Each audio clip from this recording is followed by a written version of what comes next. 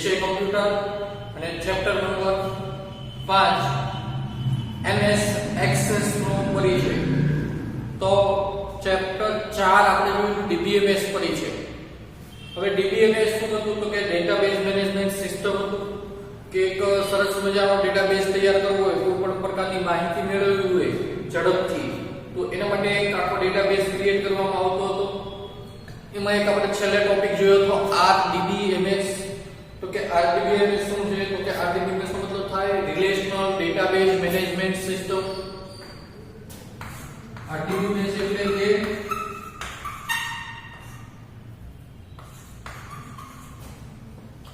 Relational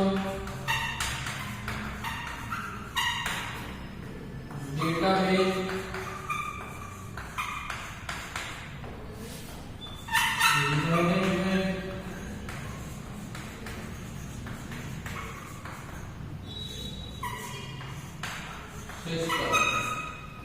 બરોબર. RDBMS નો મતલબ થાય રિલેશનલ ડેટાબેઝ મેનેજમેન્ટ સિસ્ટમ. તો કે આ RDBMS કરે શું તો કે RDBMS નું કામ છે ડેટાબેઝ ને વ્યવસ્થિત રૂપમાં સંગ્રહ કરવો. કે કોઈ પણ પ્રકારની ડેટા હોય તો ડેટાની અંદરથી માહિતી કરવી અને માહિતીને વ્યવસ્થિત રીતે અલગ અલગ ભાગની અંદર સંગ્રહ કરવો. જે કામ કોણ કરે RDBMS. બરોબર. માનો કે કોઈ વિદ્યાર્થી છે તો વિદ્યાર્થીની અલગ અલગ પ્રકારની માહિતી હોય, શાળાની માહિતી હોઈ શકે તો કે શાળાની અંદર તો કે એને માર્ક્સને લગતી માહિતી હોઈ શકે, એની વ્યક્તિગત માહિતી હોઈ શકે. બરોબર. પછી એને જે એચિવમેન્ટ કર્યું છે, જે જગ્યા પ્રક્રિયાની અંદર ભાગ લીધો છે, જે ઇવેન્ટની અંદર ભાગ લીધો છે એની પણ માહિતી હોઈ શકે. બરોબર. તો એક જ વ્યક્તિની અલગ અલગ પ્રકારની માહિતી છે એને એક સાથે જોડવી એટલે કે રિલેશન આપવું. જેમ કે આપણી રિલેશન એટલે કે આપણો સંબંધ કોની સાથે હોય તો કે મમ્મી ને પપ્પા સાથે સંબંધ રહેલો હોય છે. એના થોડા ઘણા લક્ષણો આપણામાં આવેલા હોય છે, આપણે એની સાથે જોડાયેલા હોઈએ છીએ. તો એવી જ રીતે એક વ્યક્તિની માહિતી જે અલગ અલગ ભાગમાં વહેંચાયેલી છે એને જોડીને રાખવી. એ જોડીને રાખવી એટલે શું થાય તો કે રિલેશન એટલે કે સંબંધિત. બરોબર. સંબંધ ધરાવતી માહિતી અને એ સંબંધ ધરાવતી જે માહિતી છે એને વ્યવસ્થિત રીતે ગોઠવવાની એક સિસ્ટમ છે. તો એ સિસ્ટમની અંદર આપણે અલગ અલગ સોફ્ટવેર જોયા હતા. તો એમાં હતું ફોક્સપ્રો હતું, MS Excel હતું, Oracle હતું. બરોબર. અને એમાં આપણે જે અભ્યાસ કરવાનો છે MS Access. આપણે શેનો અભ્યાસ કરવાનો છે તો કે આપણે અભ્યાસ કરવાનો છે MS Access. તો MS Access એક સોફ્ટવેર છે. એ સોફ્ટવેર ની અંદર આપણે આવો ડેટાબેઝ ક્રિએટ કરી અને માહિતીને વ્યવસ્થિત ગોઠવવાની પ્રયત્ન કરવાનો છે. બરોબર. હા, MS Access વિશે થોડું માહિતી મેળવી લઈએ. MS Access કેવું સોફ્ટવેર છે તો કે RDBMS છે રિલેશનલ ડેટાબેઝ મેનેજમેન્ટ સિસ્ટમ ધરાવતો એક સોફ્ટવેર છે. બીજું તો કે MS Access કોણે તૈયાર કર્યું તો કે MS Access માઇક્રોસોફ્ટ નામની કંપનીએ તૈયાર કર્યું છે. ચેપ્ટર 4 માં આપણે અભ્યાસ કર્યો છે. ફરીવાર રિવાઇઝ કરી લઈએ. MS Access કોણે તૈયાર કર્યું? માઇક્રોસોફ્ટ કંપનીએ. માઇક્રોસોફ્ટ કંપનીએ એક પેકેજ બનાવ્યું. પેકેજ કયું હતું તો કે MS ઓફિસ. માઇક્રોસોફ્ટ ઓફિસ કહેવાય એને. બરોબર. એ MS ઓફિસ નો એક ભાગ એટલે કોણ તો કે MS Access. MS ઓફિસ ની અંદર આપણે વર્ડ, એક્સેલ, પાવરપોઈન્ટ બરોબર આગળના ધોરણની અંદર આનો અભ્યાસ કર્યો છે. તો એનો જ એક ભાગ છે MS Access જે શું કરે છે ડેટાબેઝ બનાવે છે અને એક આખી RDBMS સિસ્ટમ છે. બરોબર. રિલેશનલ ડેટાબેઝ મેનેજમેન્ટ સિસ્ટમ છે. તો MS Access નો પરિચય મેળવતા પહેલા RDBMS સાથે જોડાયેલા કેટલાક અગત્યના ભાગો છે એ ભાગો વિશે આપણે અભ્યાસ કરવાનો છે. બરોબર. તો એમાં સૌથી પહેલું છે આપણી પાસે ટેબલ. બરોબર. હવે ટેબલ એટલે શું તો કે ટેબલ ને તમને ખબર છે કે આડી અને ઊભી હરોળનું આડી અને ઊભી હરોળથી જેની રચના થાય એને આપણે ટેબલ કહેવાય છે. તો અહીંયા લખ્યું છે કે ટેબલ છે એ ડેટાબેઝનો મુખ્ય ભાગ છે. કેવો છે તો કે મુખ્ય ભાગ છે. કે મુખ્ય ભાગ છે તો કે ટેબલ થી જ માહિતીનો સંગ્રહ થાય. તમારે કોઈ પણ માહિતી સંગ્રહ કરવી હોય ડેટાબેઝની અંદર તો એ ડેટાબેઝ માટે મુખ્ય આવશ્યક રીતે ટેબલ બનાવવું જરૂરી છે. ટેબલ હોય તો એની અંદર તમે માહિતી નાખી શકો. કોઈ વ્યક્તિની માહિતી હોય તો એ તમે ટેબલની અંદર નાખી શકો ને વ્યવસ્થિત રીતે ગોઠવી શકો. ઓકે, આપણી પાસે ટાઈમ ટેબલ છે. ટાઈમ ટેબલને આપણે શું કરીએ છીએ, વ્યવસ્થિત રીતે આપણે જે વ્યવસ્થિત સમજાય અને ઝડપથી આપણે એની અંદર જે આપણે લેક્ચર જોવા હોય, આપણો ટાઈમ શેડ્યુલ જોવું હોય એ આપણે ઝડપથી જોઈ શકીએ એટલા માટે આપણે એને ટેબલમાં લખીએ છીએ કે નહીં કે એક આખો ફકરા કે પેરેગ્રાફની અંદર આપણે લખતા નથી. તો એના માટે એક ટેબલ ક્રિએટ કરવું જરૂરી છે જેથી આપણે માહિતીનું વિસ્તરણ અને એનું વિસ્તૃત આપણે વ્યવસ્થિત રીતે કરી શકીએ. બરોબર? તો ટેબલનો એ ડેટાબેઝનો મુખ્ય ભાગ છે. ખાસ યાદ રાખવાનું છે કે દરેક ડેટાબેઝ બનાવવો હોય, આરડીબીએમએસ સિસ્ટમ હોય કે ડીબીએમએસ સિસ્ટમ હોય, એની અંદર મુખ્યત્વે ટેબલનો ઉપયોગ થાય જ. બરોબર?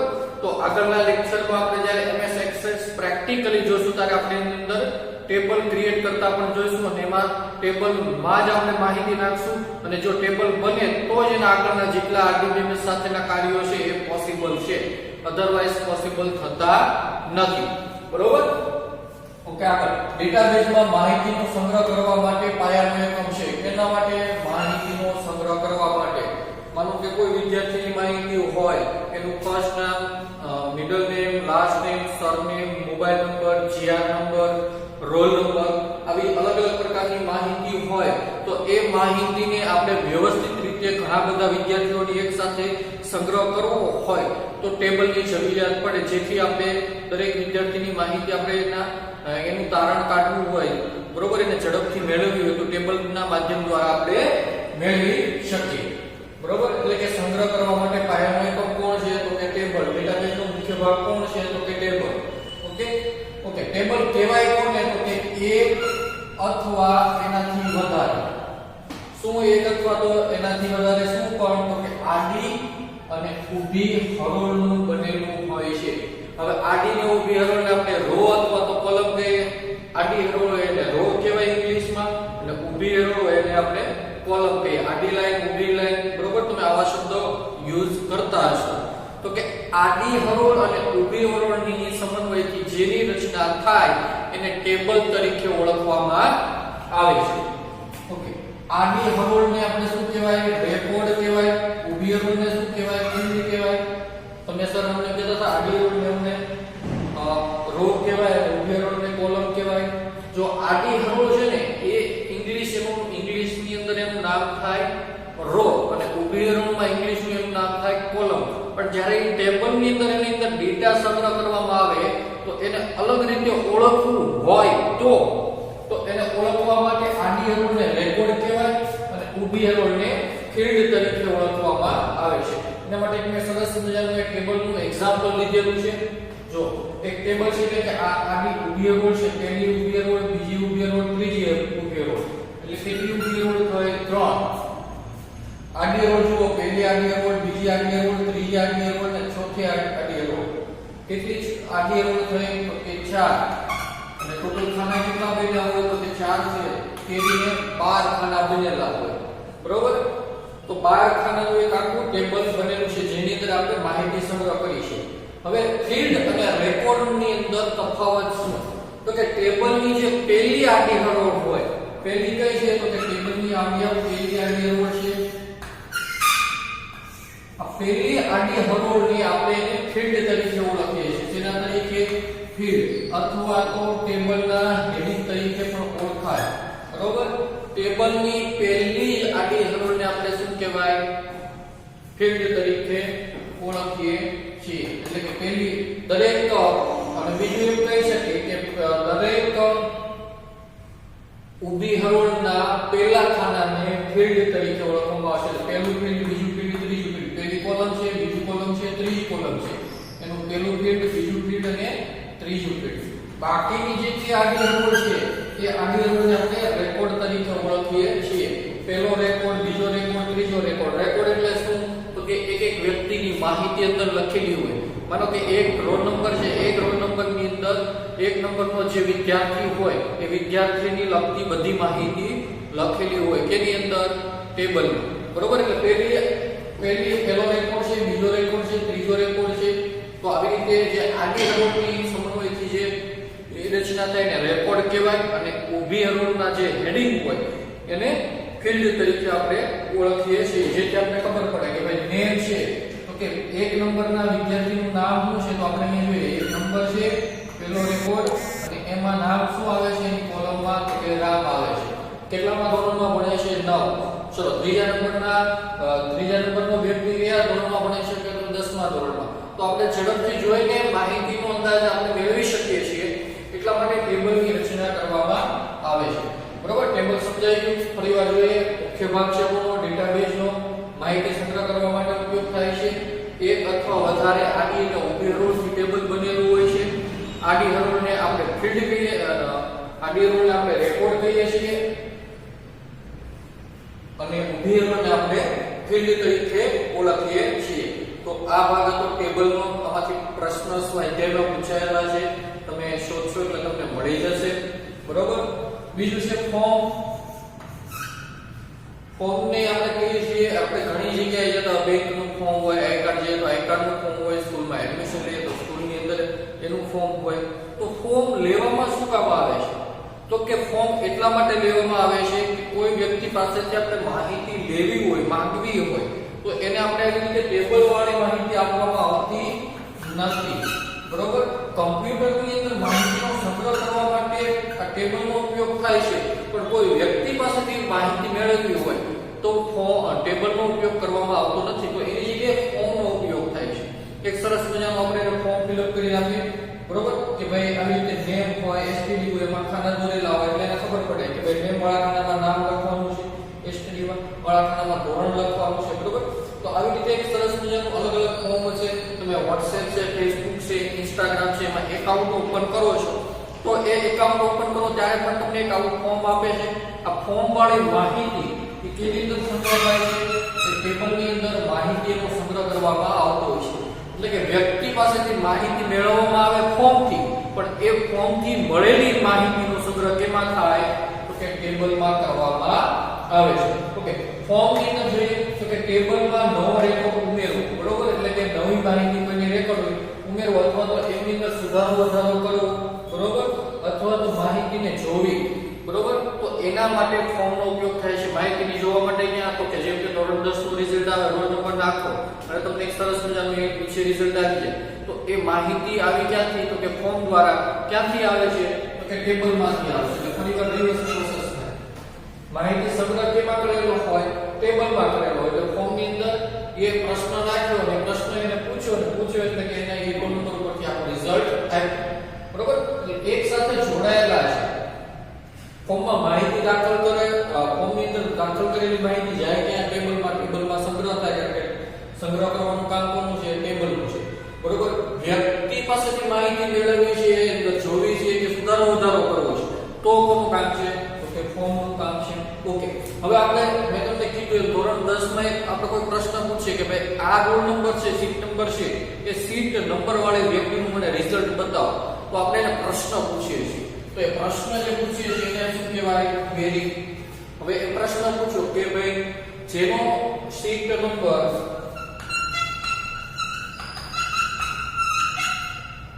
B503-201, જેનો સીટ નંબર B503-201 છે, એ વ્યક્તિનું રિઝલ્ટ મારે જોવું છે. તો એ માહિતી લાવશે ક્યાંથી? તો કે માહિતી સંગ્રહ થાય છે ક્યાં? તો કે માહિતી સંગ્રહ ક્યાં થાય છે? ટેબલની અંદર. તો માહિતી આવે ક્યાંથી? ટેબલમાંથી આવે. બરોબર. જો માહિતી આમાં કેમાં થાય છે? એમાં દાખલ કરે, પણ જાય ક્યાં? સંગ્રહ કરવા? ટેબલમાં. હવે ફરીવાર એ માહિતી જોવી છે તો આપણે એને પ્રશ્ન પૂછીએ કે ભાઈ કોની માહિતી તમારે જોવી છે? બરોબર.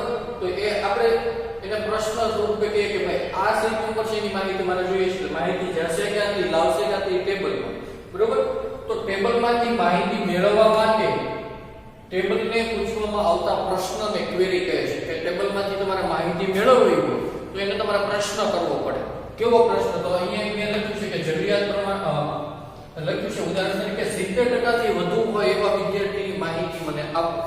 એટલે પ્રશ્ન પૂછે કે જે વિદ્યાર્થીના 70% કરતા વધુ છે એ વિદ્યાર્થીની માહિતી મારે જોવી છે. બરોબર. તો એના માટે એક ક્વેરી આવે છે. ક્વેરી વાળો પ્રશ્ન પૂછવામાં આવે છે. એટલે ચેક કરશે ડેટાબેઝમાંથી કેટલા વિદ્યાર્થીઓ 70% વધારે છે તો એની માહિતી આવે. એની જગ્યાએ તમે એવો પણ પ્રશ્ન પૂછો કે જે વિદ્યાર્થીઓ 8મા ધોરણમાં ભણે છે એની માહિતી મારે જોઈએ છે, માત્ર 8મા ધોરણમાં ભણે છે એની જ, બાકીના વિદ્યાર્થીઓની નહીં.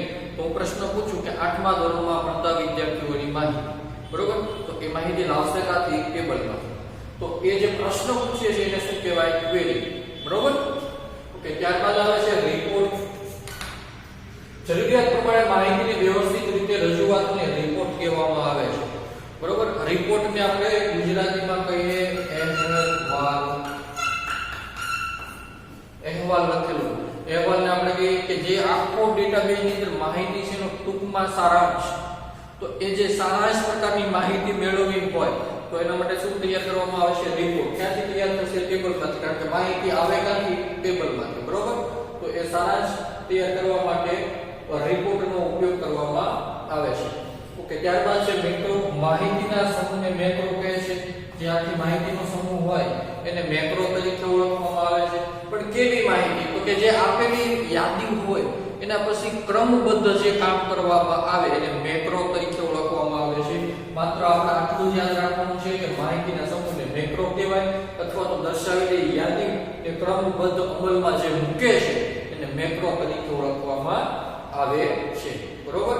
હવે તમે જોઈ લો ટેબલ છે મુખ્ય ભાગ કેમ થયો? તો કે રિપોર્ટ ક્વેરી કરવી હોય તો ક્વેરી જશે કોની પાસે? ટેબલ પાસેથી માહિતી મેળવશે. રિપોર્ટ તૈયાર કરવો હોય તો માહિતી કોની પાસેથી મેળવશે? ટેબલ પાસેથી મેળવશે. મેક્રો કરવો છે, યાદી દર્શાવી છે, એને ક્રમબદ્ધ અમલમાં મૂકવી છે તો એ માહિતી કોની પાસેથી મેળવશે? ટેબલ પાસેથી. ફોર્મ છે, ફોર્મની અંદર આપણે ડેટા જે આવ્યો છે એને સંગ્રહ કરવા કોને મોકલશે? તો કે ટેબલને મોકલશે. તો કે દરેક અલગ અલગ ભાગ જે DBMS ના છે કોની સાથે જોડાયેલા છે? ટેબલ સાથે જોડાયેલા છે. અને આ ટેબલ સાથે જોડાયેલા હોવાથી એને આપણે શું કહીએ છીએ? ટેબલનો મુખ્ય ભાગ, ડેટાબેઝનો મુખ્ય ભાગ અથવા તો પાયાનો એકમ તરીકે આપણે એને ઓળખીએ છીએ, બરોબર. તો આજના લેક્ચરમાં આપણે આટલું જોવાનું હતું. ફરીવાર એકવાર રિવાઇઝ કરી લેજો, જોઈ લેજો, ન સમજાય તો, બરોબર. આગળના લેક્ચરની અંદર જે ટેબલની અંદર માહિતીનો સંગ્રહ કરવામાં આવે છે તો એ માહિતી કેવા કેવા પ્રકારની સંગ્રહ કરી શકાય અને તો એના પ્રકારો જોવાના છે જેને આપણે ડેટા ટાઈપ કહીએ છીએ. તો એ ડેટા ટાઈપ આપણે આગળના લેક્ચરમાં જોઈશું.